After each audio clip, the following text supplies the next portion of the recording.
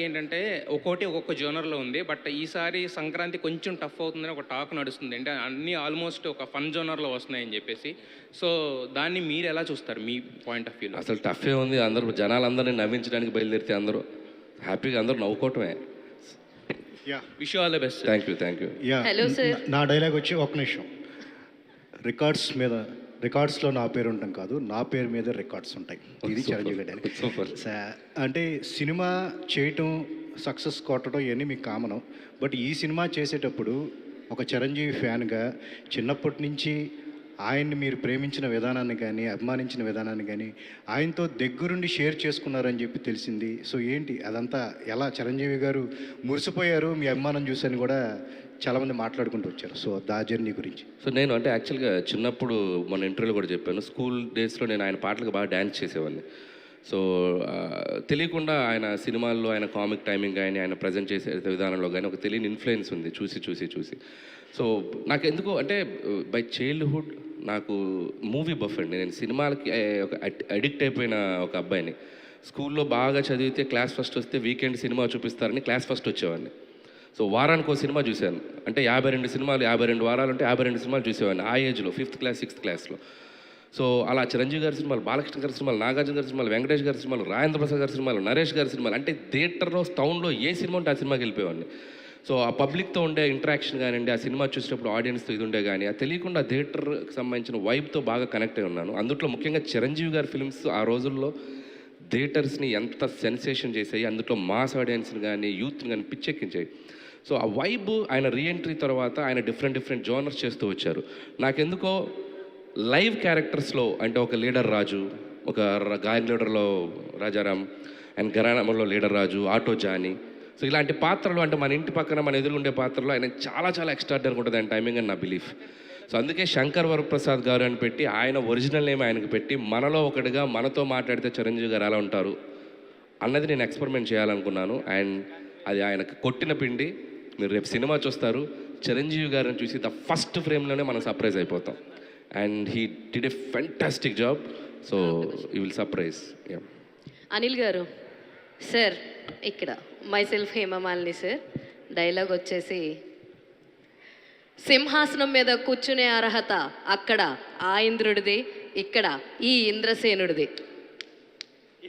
ఈవిడికి gift ready చేసుకొచ్చాము. Thank you so much sir.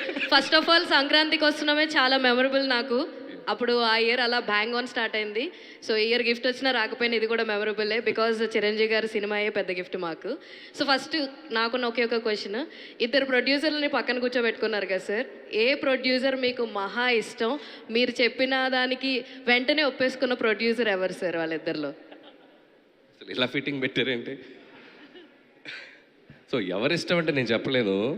And C, ఒకవైపు బాస్ డాటరు, ఒకవైపు మంచి ఫ్రెండ్. సో ఎట్లా పిక్ చేయండి నేను? సో అంటే ఇద్దరు నిజంగా చెప్పాలంటే అస్సలు స్ట్రెస్ తీసుకోరు. ఎంత పెద్ద ఇది ఉన్నా కూడా, అంటే మనకేదో పక్క నుంచి ఏదో వాల్కనో పేలిందన్నా కూడా అలా చూస్తుంటారు ఇద్దరు, ఓ వాల్కనో పేలిందా అన్నట్టుగా. అంతేగాని పరిగెత్తడం అది ఉన్న చాలా సింపుల్గా చాలా కూల్గా ఉంటారు. ఇక సాహు గారి గురించి మన ప్రెస్ వాళ్ళందరికీ తెలుసు. సో అంత కూల్ పర్సను, కాబట్టి ఇద్దరు సూపర్. సో కాకపోతే ఈవిడ ఎప్పుడు నవ్వుతూ ఉంటారు, ఈయన అసలు నవ్వడం. సో నాకు నవ్వే ఫేసులు బాగా ఇష్టం కాబట్టి ఈవిడికి ఓటేస్తా. All the very best sir. Sir Anil గారు sir, hi sir. First of all Chiranjeevi గారి డైలాగ్ చెప్పడం అనేది ఒక అదృష్టం. సో ఆయన్ని మ్యాచ్ చేయడం అనేది ఎవరి వల్ల కాదు. బట్ ఏంటంటే ఒక చిన్న డైలాగ్, రాననుకున్నారా రాలేననుకున్నారా అని ఒక డైలాగ్ చెప్పేది. కాశీకి పోయాను కాషాయం కట్టాను, వారణాసి వెళ్ళాను, వసం మారింది అనుకుంటున్నారు. అదే రక్తం, అదే పౌరుషం. సార్ చిరంజీవి గారు అంటే మల్టీ టాలెంటెడ్. ఆయన డ్యాన్సులు కానీ, ఫైట్స్ కానీ, యాక్షన్ కానీ, కామెడీ టైమింగ్ కానీ అన్ని రకాలుగా చిరంజీవి గారిని చాలా తక్కువ మంది ఆయనలో ఉన్న అన్ని రకాలు ఎమోషన్, అన్ని రకాల టాలెంట్ని వాడుకుంటూ ఉంటారు సార్. అంటే మీరు చిరంజీవి గారిని ఈ సినిమాలో ఆయన స్ట్రెంగ్త్ని ఏది ఎక్కువ బాగా మీరు ఈ సినిమాలో వాడుకున్నారు? మొన్న మేము మేకింగ్ వీడియో వదిలాం కదా, దాంట్లో చిరంజీవి గారు ఒక మాట అన్నారు, పిండేస్తున్నాడు అమ్మ అబ్బాయి అన్నాడు కదా. సో వాడటం అంటే సో ఏది వదలలేదు నేను. సో ఆయనవే, ఆయన స్ట్రెంగ్త్ అన్నారు కదా, ఏ టు జెడ్ ఎంత వీలైతే అంత చిరంజీవి గారిని మనం ఆడియన్స్ ఎలా లైక్ చేస్తారో ఆ స్పేస్లోకి తీసుకురావడానికి నా 100% ఎఫర్ట్స్ పెట్టాను. సో డెఫినెట్గా ఆడియన్స్కి ఆయన విపరీతంగా నచ్చుతారని నా ఫీలింగ్. సాహు గారు సార్, మెగాస్టార్ గారితో సినిమా తీయడం అనేది అందరికి ఒక డ్రీమ్. మీకు ఈ అవకాశం వచ్చిన ఫస్ట్ అంటే ఆ క్షణాల్లో మీ అనుభూతి ఏంటి సార్ అసలు? యాక్చువల్గా డెఫినెట్గా మీరు అన్నట్టు అందరికీ అవకాశం రాదండి. ఎందుకంటే మనం ఆయన సినిమాలు చూస్తూ పెరిగాము. అసలు ఆయనతో సినిమా తీస్తాం అనేది ఒక డ్రీమ్. ఇక ఆ డ్రీము డెఫినెట్గా పాసిబుల్ అయింది మా బ్రదర్ అనిల్ వల్ల. దానికి ఎనీ టైం ఆయన గ్రేట్ఫుల్గా ఉంటాను. బట్ అది చెప్పలేదు, అది డెఫినెట్గా అసలు ఆ రోజు మాత్రం వీఆర్ వెరీ హ్యాపీ. అసలు ఆయనతో ప్రాజెక్ట్ అనగా అసలు మేము ఊహించలా. అసలు మెగాస్టార్ గారు స్టోరీ సెట్ అవుతుంది, మేము ఆయనతో సినిమా తీస్తామని. It's the memorable day of my life అండి. రాంబాబు గారు మైక్ ఆన్ చేయండి. జర్నలిస్టులకి ఒక పరీక్షలా ఉంది, అందరూ ప్రిపేర్ అవుతా ఉంటే ఎవరేమో మాట్లాడతారు. జనరల్గా మీరు వస్తే మాకు పరీక్ష. అంటే ఏ డైలాగ్ ఏరు చెప్తా వాళ్ళు చెప్పేశారు వీళ్ళు చెప్పేశారు అంటారు. అందుకని ఒకళ్ళు టెన్షన్ పడుతూ ఉంటారు. పైకి అడుగుతా క్వశ్చన్ సార్, డైలాగ్ చెప్పాలి. డైలాగ్ చెప్పాలి రాంబాబు గారు. మళ్ళీ మీరు సెట్కి రాకపోరు, చిరంజీవి గారికి చెప్పకపోను. ఫేస్ లెఫ్ట్ టర్నింగ్ ఇచ్చుకోమ్మా ఒకసారి. ఇచ్చా, ఇప్పుడు చెప్తున్నాను. ఏదో ఒకటి అనాలి, కమెంట్ ఏదో ఒకటి పొగడండి. నువ్వు కూడా హీరోగా పనికొస్తావమ్మా. Thank you sir. సంక్రాంతి అంటేనే వైబ్ తెలుగు ప్రేక్షకులందరికీ. మీకు ఆ టేస్ట్ బాగా కుదిరింది. ఇప్పుడు ఆల్రెడీ సోషల్ మీడియా చూస్తూ ఉంటే రామ్ చరణ్ గారి సాంగ్ పెద్దిలో సాంగ్ ఫుల్ ట్రెండ్ నడుస్తుంది. దానికి సైమిల్టేనియస్గా ఇప్పుడు చిరంజీవి 2 పాటలు మీసాల పిల్ల కానీ శశిరేఖ నడుస్తుంది.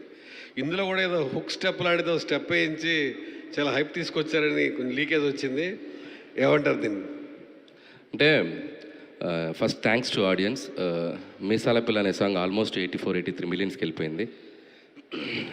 అదే మాకు ఒక తెలియని ఒక ఎనర్జీ క్రియేట్ చేసింది. అండ్ శశిరేఖ సాంగ్ కూడా 25 మిలియన్ వరకు దగ్గర వెళ్ళింది. అండ్ వెన్ సాంగ్స్ ఆడియన్స్లోకి వెళ్ళిపోయి వాళ్ళ మధ్య వాళ్ళకి మనకి ఆ వ్యూస్ పెరుగుతున్నా వాళ్ళు మన సినిమాని చూడాలని ఒక ఎక్సైట్మెంట్ క్రియేట్ ఉంది అనేది మేకర్స్గా మాకు చాలా ఎంకరేజ్మెంట్గా ఉంటుంది. అండ్ ఇంకా నెక్స్ట్ 2 సాంగ్స్ రాబోతున్నాయి. అండ్ మీరు అన్నట్టు హుక్ స్టెప్ అది మీరు విట్నెస్ చేసినట్టున్నారు, ఆ రోజు సెట్లో ఉన్నట్టున్నారు.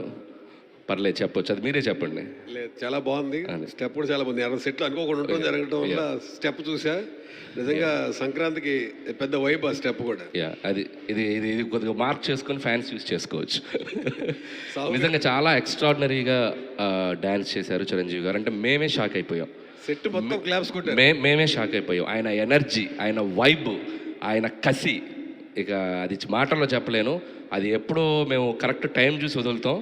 అది మీరు అన్నట్టు వైబ్ అయిపోద్ది.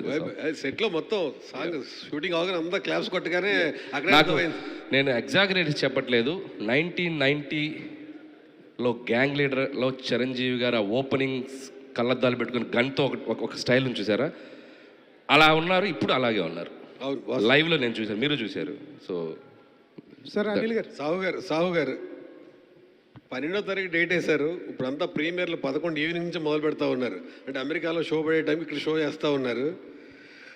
11 ఈవినింగ్ వేస్తారా లేదా ఎర్లీ మార్నింగ్ ఏమన్నా షోతో స్టార్ట్ చేయబోతున్నారా? 12 ఎర్లీ మార్నింగ్ నుంచి.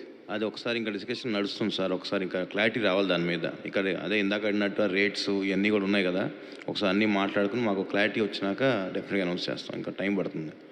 యాక్చువల్గా ఇందాక ఆయన అడిగిన క్వశ్చన్కి మర్చిపోయాను చెప్తాం. నేను బ్రదర్ చిరంజీవి గారి దగ్గరికి వెళ్ళి కథ చెప్పినాక నాకు ఫోన్ చేసి ఇవాళ నుంచి నువ్వు మెగా ప్రొడ్యూసర్ బ్రదర్ అన్నాడు. యాక్చువల్గా ఇంకా మర్చిపోయాను చెప్తాం. అనిల్ గారు, భయ్యా ఇక్కడ మీరు ఒరిజినల్గా మీరు లేట్గా వచ్చారా, ముందు వచ్చారా? లేట్ ఒక సాంప్రదాయం నడుస్తుంది, సభా సాంప్రదాయం.